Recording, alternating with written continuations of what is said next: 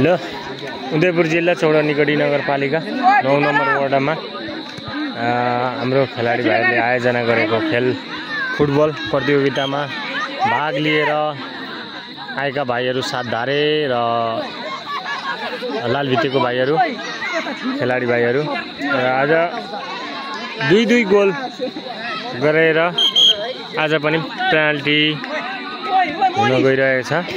पेनाल्टीमा 5-5 जनाले हान्नुपर्ने हुन्छ र दुई ग्रुपबाट 5-5 जना खेलाडीहरूले हान्नुपर्ने हुन्छ र अब हेरौँ कुन कताको खेलाडीहरूको लक छ हेरौँ।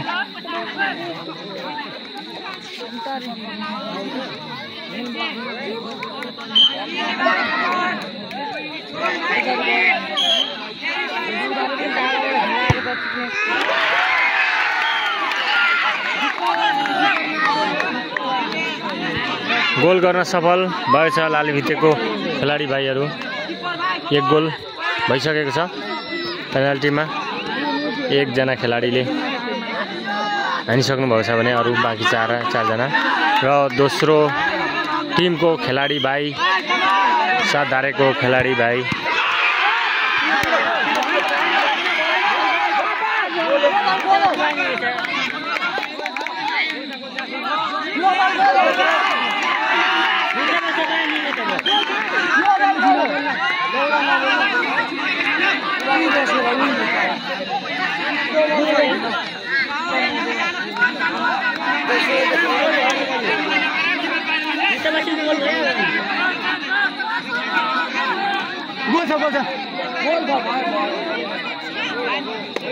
गोल होइन गोल भइसकेको छ बराबर इक्वलमा छ।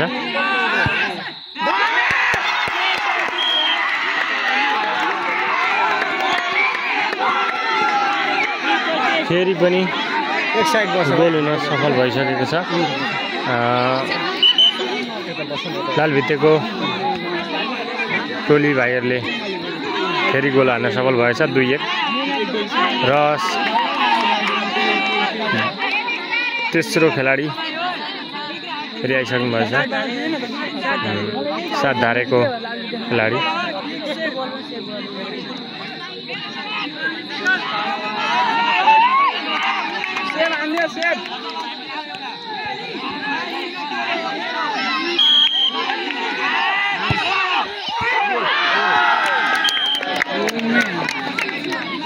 गोल भयो होइन 2 गोल भयो बराबर भएको छ।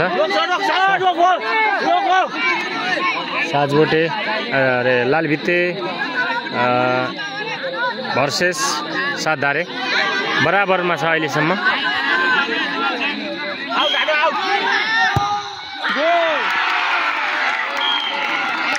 लालभित्ते 3 गोल हान्न सफल भइसकेको छ भने सातधारेले 2 गोल हानेको छ।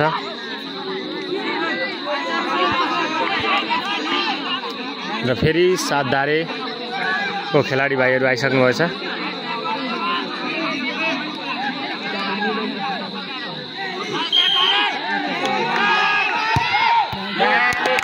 बराबर छ अहिलेसम्म 3-3।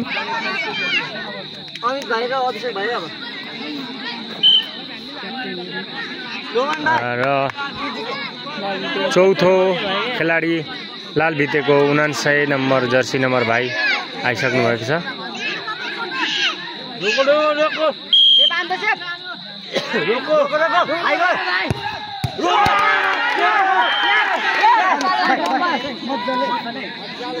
लालभित्ते 3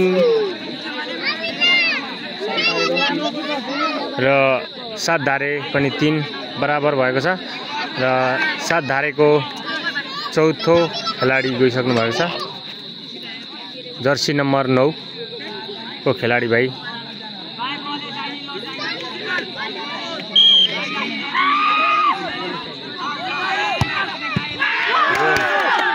चार गोल हान्न सफल भएको छ। यो रोक्यो सक्यो आइसे बान्नु दे बान्नु मज्जाले भाइ रोहन भाइ मज्जाले मज्जाले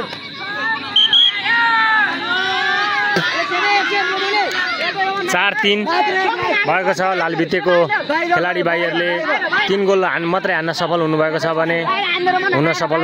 भने सातधारेको खेलाडी भाइहरूले 4 गोल हान्न सफल हुनुभएको छ। र फेरि लालभित्तेको खेलाडी जर्सी नम्बर 10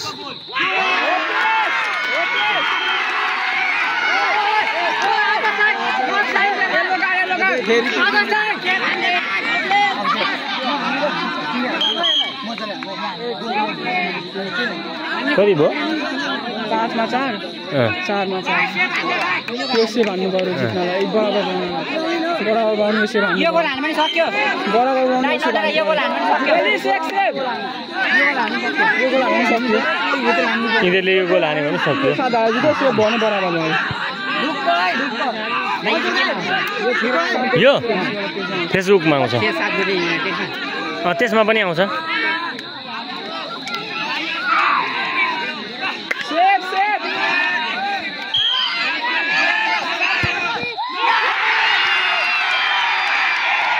बराबर भयो